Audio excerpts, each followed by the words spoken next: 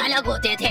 इस जेल के कैदी डेली अपने घर से बस्ता टांग के यहाँ पे आते हैं दिहाड़ी करने। कई माँ बाप उनके बच्चों को खुद इस जेल में फेंक के जाते हैं ताकि उनका बच्चा जिंदगी में एक सक्सेसफुल दिहाड़ बन सके।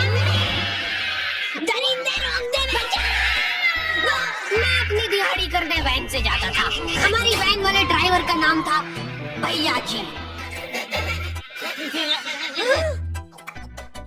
और उसकी वैन का नाम था मैजिक, जिसका हर दूसरे दिन टायर पंचर हो जाता था। बच्चे लोग स्कूल जाके पढ़ना सीखे ना सीखे टायर पंचर बनाना जरूर सीख जाते थे। लेकिन भैया जी से मेरा अलग अटैचमेंट था। उनसे मेरे को दिल से नफरत थी। ये आदमी सुबह 5 बजे आके मेरे घर के सामने हॉर्न बजाता था। अरे भैयू, ओए भैयू, जल्दी से तैयार हो जा बेटा, 5 मिनट में निकलना है फटाफट। 9 बजे का स्कूल है यार हमारा। लेकिन ये आदमी सुबह सबसे पहले आके मेरे को लेता था। उसके बाद हम 3-4 घंटे पूरे शहर भ्रमण पे निकलते थे। शहर के पूरे आखिरी कोने से बच्चे लेने के आता था ये आदमी। जहाँ पे वैन जा भी नहीं सकती उधर कूदा कूदा के ले जाता था ये, और फिर टायर पंचर हो जाते थे। शाम पड़े वापस से हमको घर घर छोड़ के आता था ये। जिंदगी बर्बाद कर दी थी भैया जी ने मेरी। सबसे पहले लेते थे और सबसे आखिर में छोड़ते थे। लेकिन मैं फिर भी उसी वैन में जाता था क्योंकि चमेली भी हमारी वैन में आती थी। और बात यह है कि वो मेरे पास ही बैठती थी, मतलब मजबूरन। उसके पास और कोई ऑप्शन ही नहीं बचता था और मैं बचाता भी नहीं था। मैं घर पे जाते से जो 2-3 घंटे मेरे को सोने के लिए मिलते थे उसमें सोता नहीं था और मैं प्लानिंग करता था कि कैसे चमेली सिर्फ मेरे पास बैठे। चमेली सबसे आखिर में आती थी और मैं सबसे पहले सुनसान वैन में चढ़ के बस्ता अपने पास में रख के और फसर के सो जाता था। बाकी सारे बच्चे अपना बस्ता गोदी में रखते थे क्योंकि तुम्हारे बाप की वैन नहीं है, मतलब मेरे भी नहीं थी। पर मेरे ऊपर भैया जी को तरस आ जाता था कि बेचारा 5 बजे से आया है, तो वो सोने देते थे।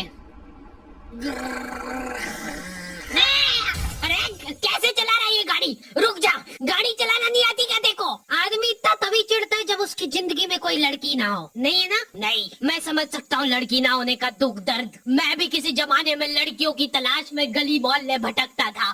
फिर एक दिन मेरे पास से वो निकली। जैसे ही मैंने हैपन खोल के देखा उसकी आईडी मेरे फोन पे चमक रही थी। हैपन ये एक रियल लाइफ डेटिंग ऐप है। यहाँ पे तुमको वो लोग मिलेंगे जो तुम्हारे आस पड़ोस से निकले हो कभी न कभी।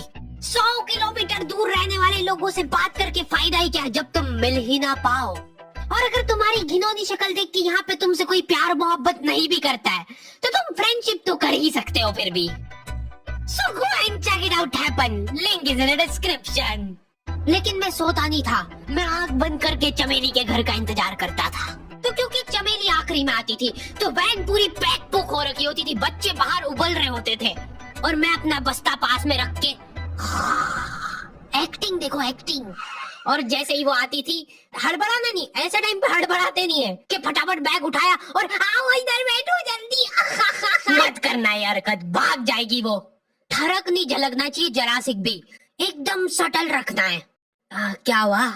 और कहीं जगह नहीं है क्या? तेरे मुंह में मूत दूंगा मैं। अच्छा ठीक है, इधर ही बैठ जाओ।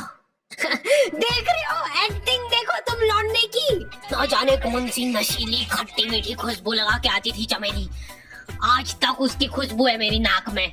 मैं वो खुशबू का पूरा मजा ले ही रहा होता हूँ, इतने में एकदम भभका बास आती है निगाह से। जैसे ही मैं बाहर झांकता हूँ, मरा हुआ कुत्ता पड़ा है वहाँ पे। एक काली कार सूख करके निकली और मेरे बच्चे को मार दिया।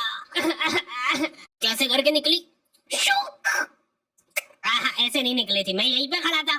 वो कार आई थी और जैसे ही वो बच्चा नीचे आया तब वो खड़ा, वो बच्चा चिल्लाया और फिर कार करके भाग गई। उधर